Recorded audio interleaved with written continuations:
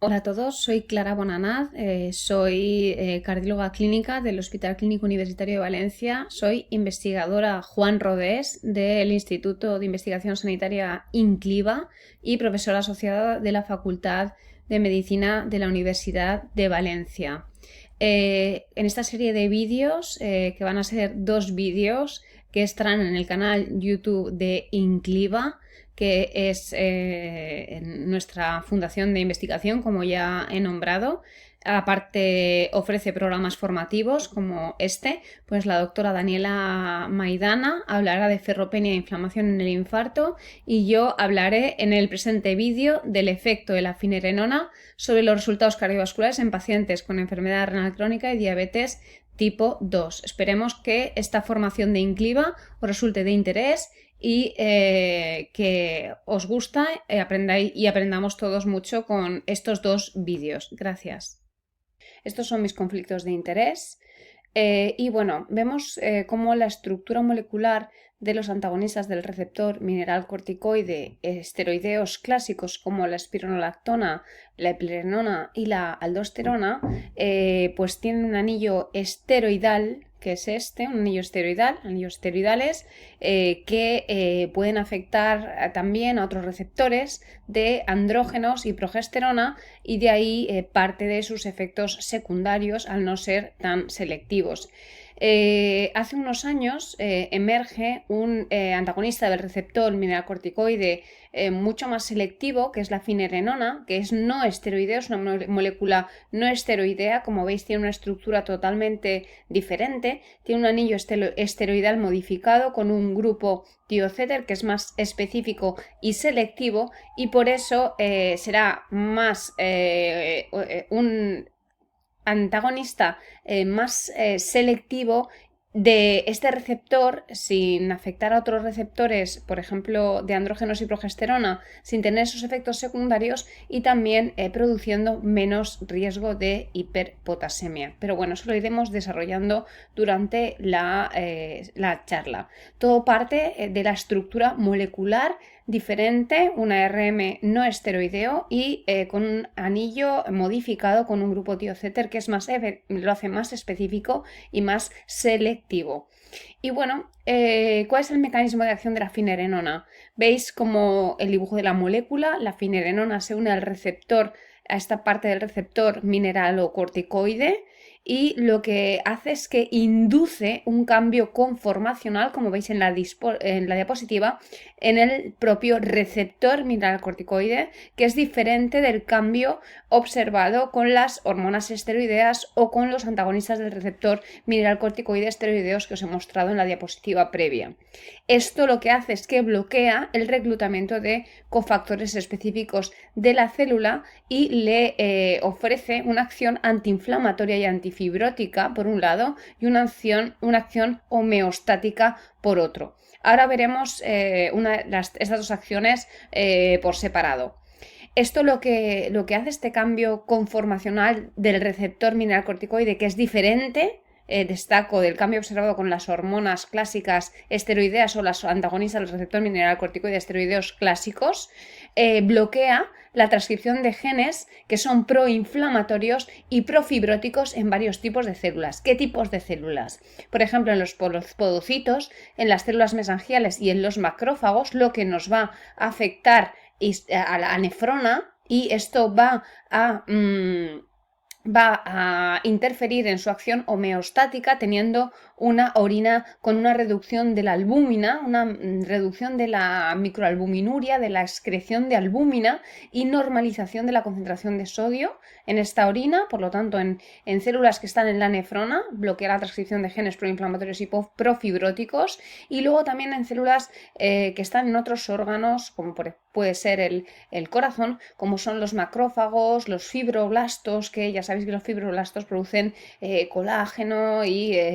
son células clave en la fibrosis y los macrófagos en la inflamación. Por lo tanto, este bloqueo de la transcripción genética en distintas células como los macrófagos o los fibroblastos le ofrecen esa acción antiinflamatoria y antifibrótica. Sabemos que la inflamación es lo primero que ocurre cuando, y sobre todo cuando se cronifica y se hace de bajo grado, y posteriormente esta inflamación crónica deja su huella con la fibrosis, que ya son lesiones ya que son irreversibles. Entonces, bueno, vemos cómo el remodelado cardíaco estructural inducido por la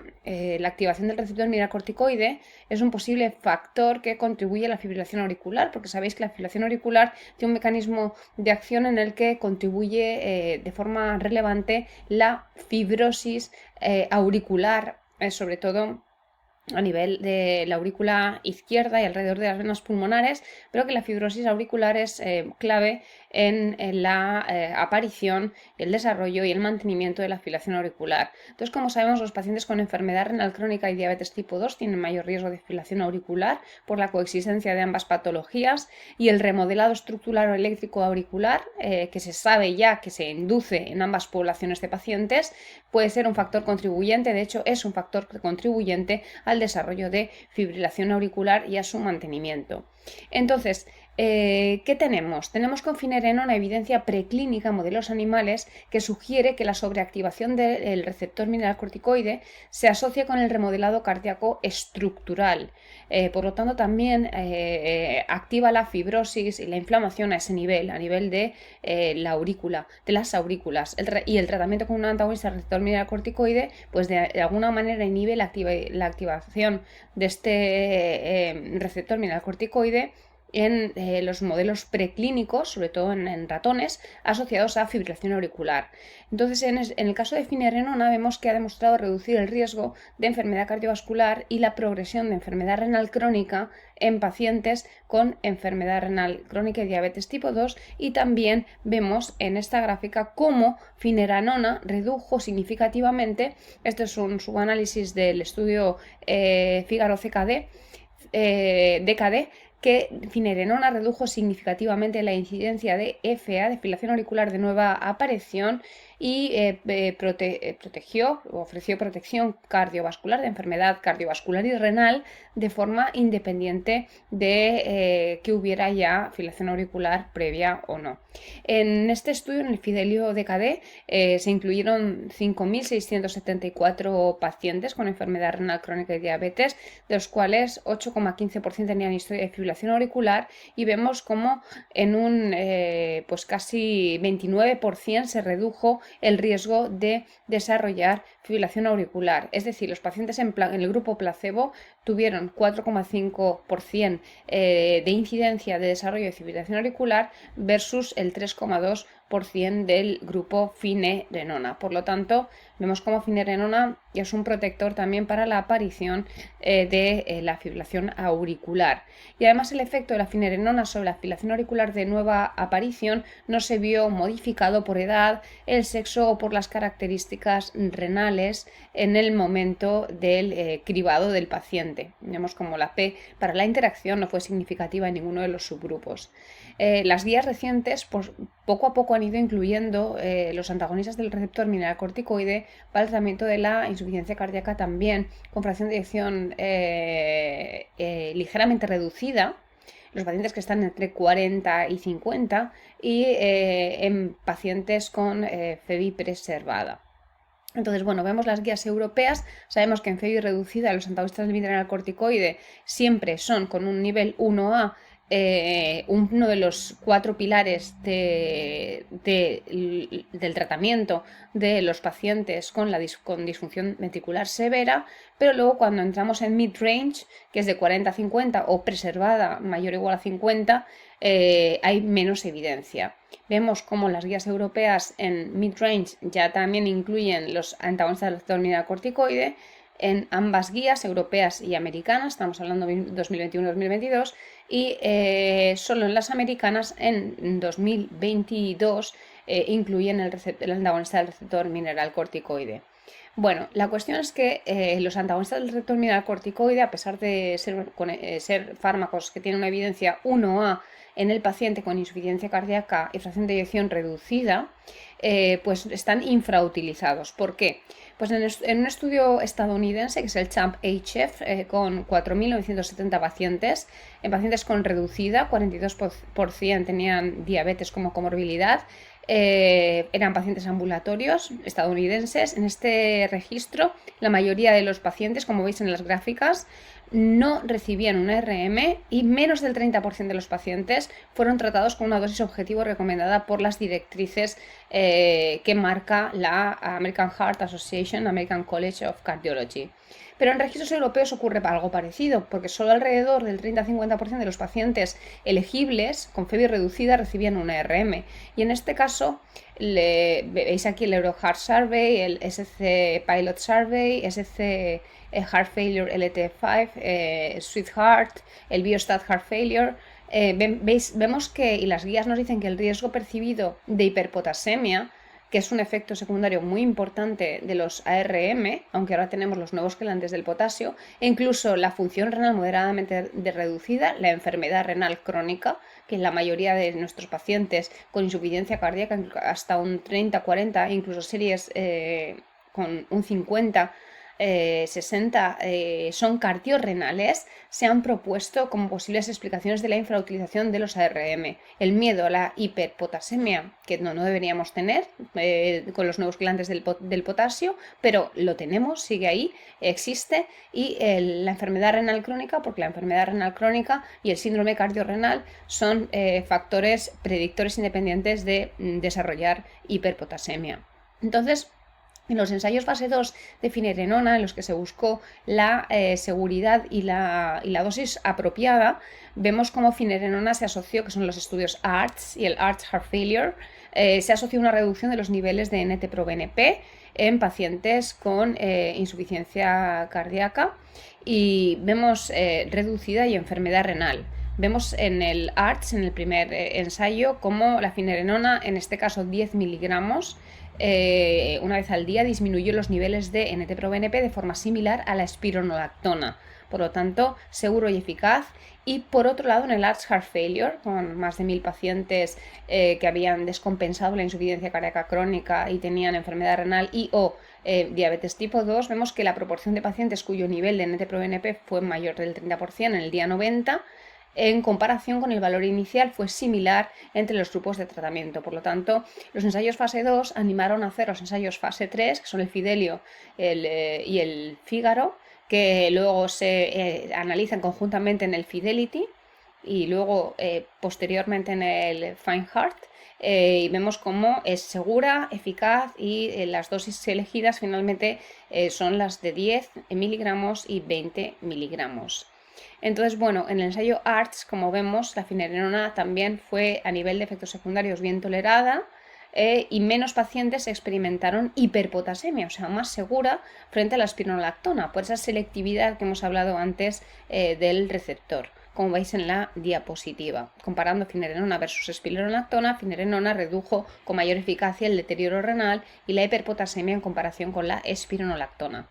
Y luego vamos ya a los ensayos fase 3. Finerenona se ha investigado en el mayor programa de ensayos clínicos de fase 3 en pacientes con enfermedad renal crónica y diabetes tipo 2. El Fidelio DKD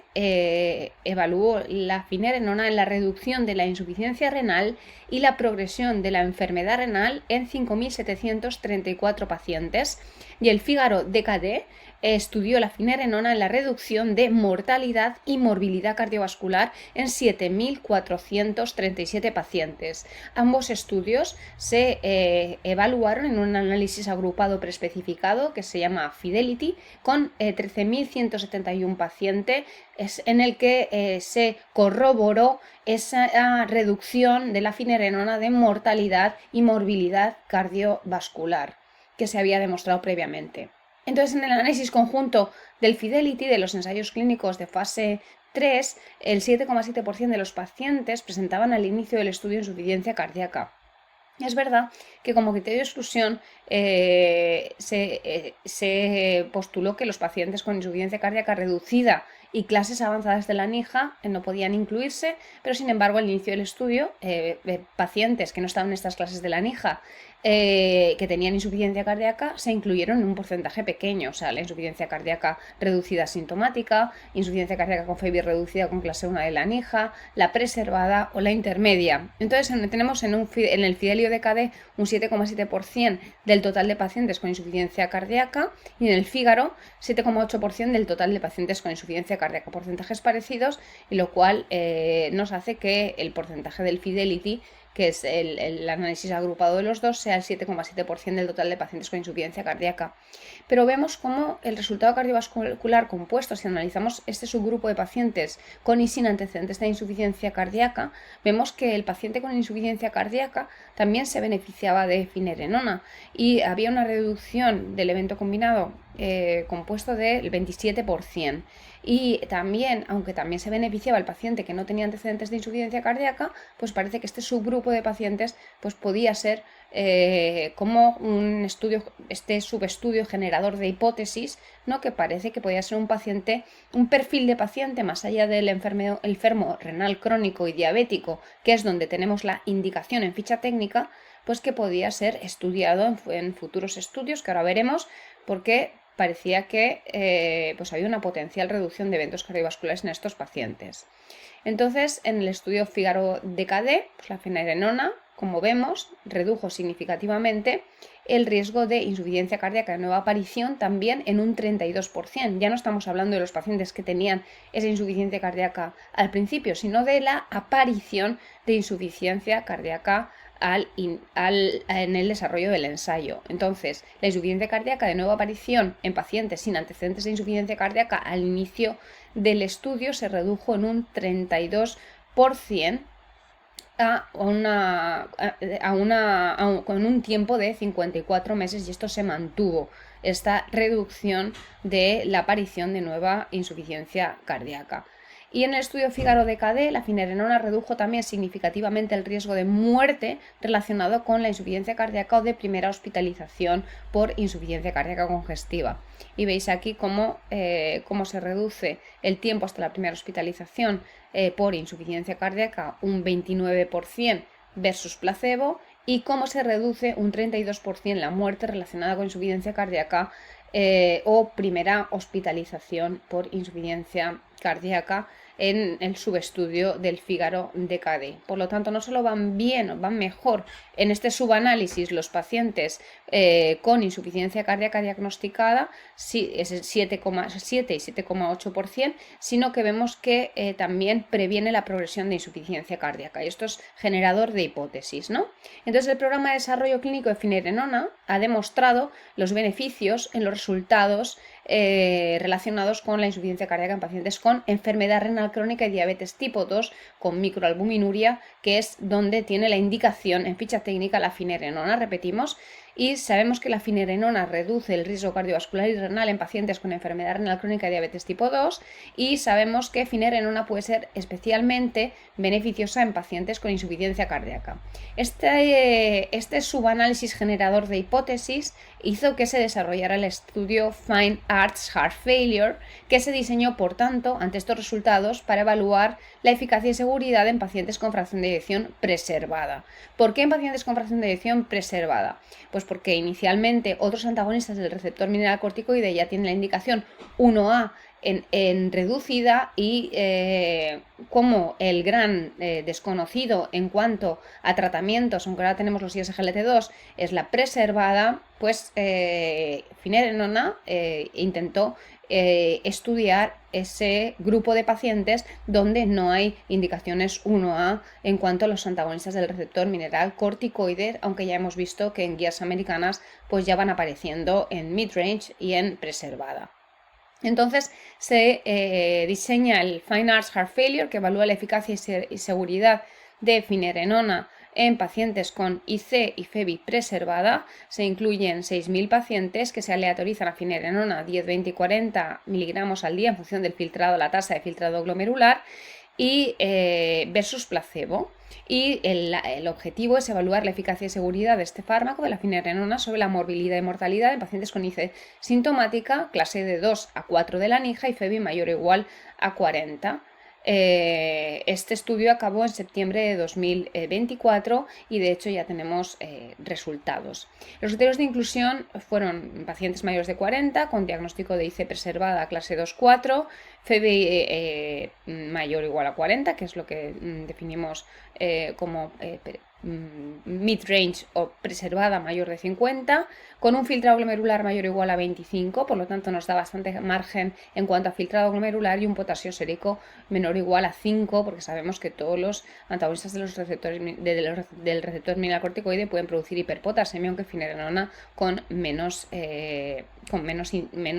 incidencia y de hiperpotasemia por su alta selectividad. Y luego los criterios de NT-proBNP, pues ya sabéis que varían, depende si el paciente está en sinusal, mayor o igual a 300, o si está en fibrilación auricular, mayor o igual a 900. Se excluyeron pacientes con filtrados menores de 25, ya en estadios muy terminales de la enfermedad renal, potasios séricos mayores de 70,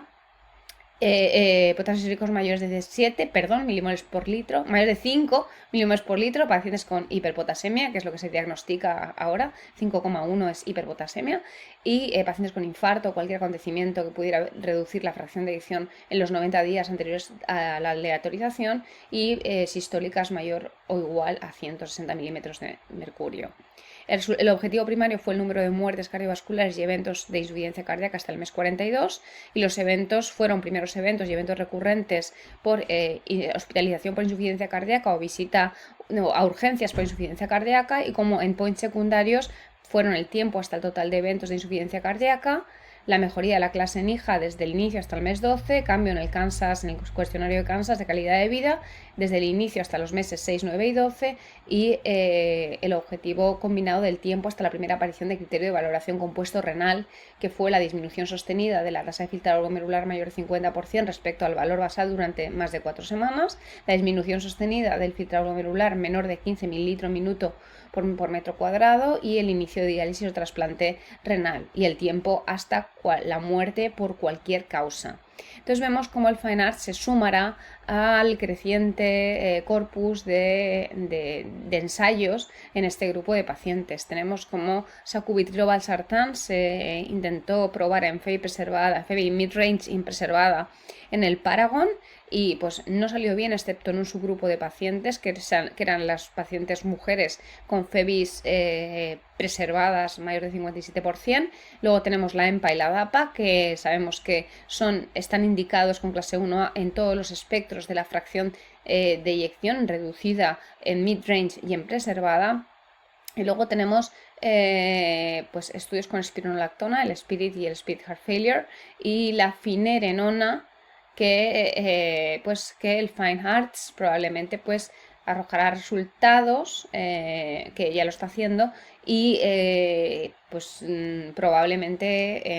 en un futuro, si vamos en la línea de un beneficio en pacientes con FEBI intermedia o preservada, pues se podría posicionar más allá de la rama de la protección cardiorrenometabólica en el paciente renal diabético con microalbuminuria, también en el paciente con preservada. Pero bueno, esto lo veremos en los próximos años. La actualización de las guías en 2023, que es las últimas que tenemos de insuficiencia cardíaca, pues tenemos las guías de 2023 para el manejo de enfermedades cardiovasculares en pacientes con diabetes, donde en enfermedad renal y diabetes tiene la finerenona una recomendación de grado 1A, y se recomienda la finerenona como complemento un IECA o ARA2 en pacientes con diabetes tipo 2 y una tasa de filtrado glomerular mayor de 60 con un índice de albúmina creatinina mayor de 30 miligramos por milimol o mayor de 300 miligramos por gramo, o una tasa de filtrado glomerular de 25 a 60 mililitros minuto por metro cuadrado, y un cociente microalbúmina creatinina mayor de 3 miligramos por milimoles, o sea, más de 3 miligramos por gramo. Esto con el objetivo de reducir los eventos cardiovasculares y la progresión hacia la insuficiencia renal en base a los resultados del análisis conjunto del Fidelio y el Fígaro. Entonces, en la actualización enfocada en 2023 de las guías europeas de 2021, la actualización de 2021 para el diagnóstico y tratamiento de la insuficiencia cardíaca aguda y crónica, guías europeas, las recomendaciones para la prevención de insuficiencia cardíaca en pacientes con diabetes tipo 2 y enfermedad renal crónica, tiene una recomendación de grado 1A, y en pacientes con diabetes tipo 2 y enfermedad renal crónica se recomienda el uso de finerenona para reducir el riesgo de hospitalización por insuficiencia cardíaca. Por lo tanto, en las guías europeas, en la actualización de 2023, está la finerenona totalmente posicionada en este paciente renal diabético con o sin con microalbuminuria de distinto grado en función de la tasa de filtrado glomerular, para prevenir eventos cardiovasculares, para prevenir hospitalización por insuficiencia cardíaca y para prevenir progresión hacia la insuficiencia renal. Por lo tanto, emerge como un fármaco que es realmente muy potente a nivel nefrológico y cardiorrenometabólico cardiovascular. Entonces, bueno, estos Key Changes to CKD and Diabetes Recommendations, cómo cambiamos de 2019 a 2023, vemos cómo aparecen los ISGLT2 con evidencia clara de eficacia en todos los aspectos, en la nefropatía, en pacientes nefrópatas, pero no solo eso, sino en pacientes con insuficiencia cardíaca en todos los rangos de fracción de eyección, incluso en los pacientes nefrópatas con muy bajos filtrados glomerulares. La finerenona aparece como un nuevo tratamiento, una nueva opción terapéutica en pacientes con nefropatía diabética y microalbuminuria. Como estamos viendo con el FINE-HEART, los resultados expectantes, posible posicionamiento futuro, postulando posicionamiento futuro en la preservada y de la intermedia, y luego énfasis en los agentes reductores de la glucosa que reducen el riesgo cardiovascular, los agonistas GLP-1, y bueno, los Key Messages de 2023, que ya estamos en 2025, en enero, hay que empezar los tratamientos tan pronto como sea posible. No esperemos a los nefrólogos y, por ejemplo, yo os confieso que desde junio 2024 hemos empezado a medir la microalbuminuria en un perfil determinado al ingreso del paciente,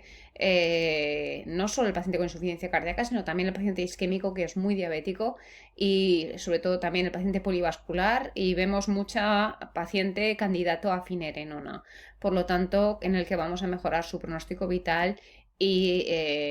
tenemos pues estos beneficios, ¿no? Actualizaciones clave, ya nos lo dicen las guías, esto es muy visual: pacientes con enfermedad cardiovascular, diabetes tipo 2 confirmada,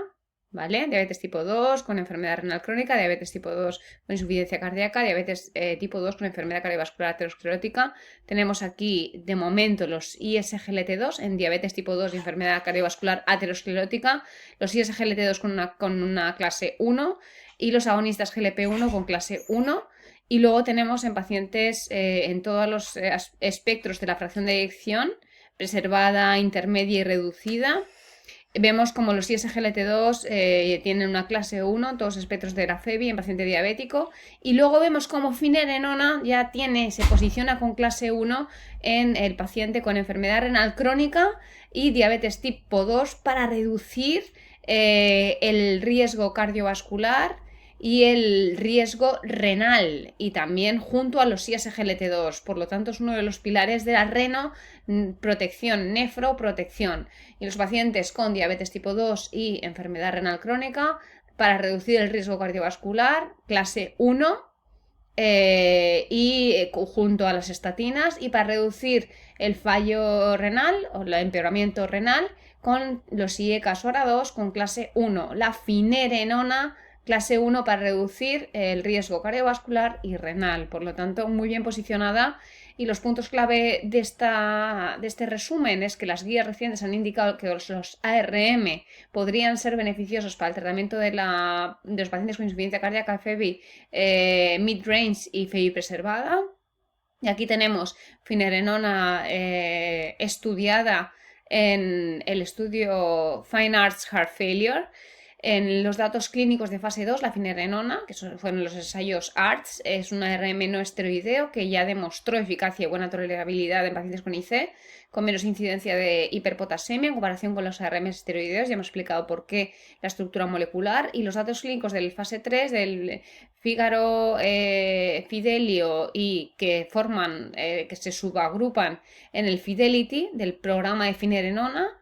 con más de 13.000 pacientes, mostraron que la finerenona redujo significativamente los resultados relacionados con la insuficiencia cardíaca en pacientes con enfermedad renal y diabetes tipo 2. También redujeron los eventos renales y cardiovasculares, por eso tienen un 1A en las guías en el paciente renal diabético con albuminuria. Y en el ensayo Fine Arts Heart Failure, pues ha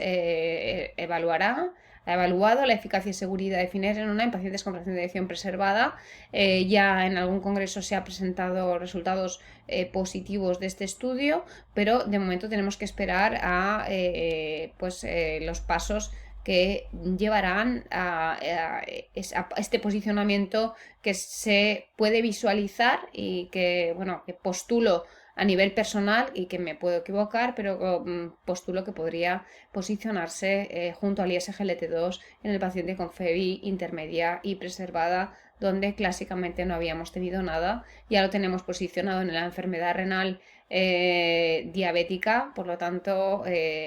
ojalá pronto, pues en ficha técnica tengamos ese nuevo posicionamiento en función de los resultados de este estudio y de futuros estudios que están en marcha y que arrojarán más evidencia en este sentido, aunque se intuye que es un subgrupo de pacientes que claramente se va a beneficiar. Por lo tanto, finerenona, un amplio espectro de pacientes que ya podemos tratar, y futuro de la finerenona, pues ampliar ese amplio espectro de pacientes que trataremos. Muchas gracias.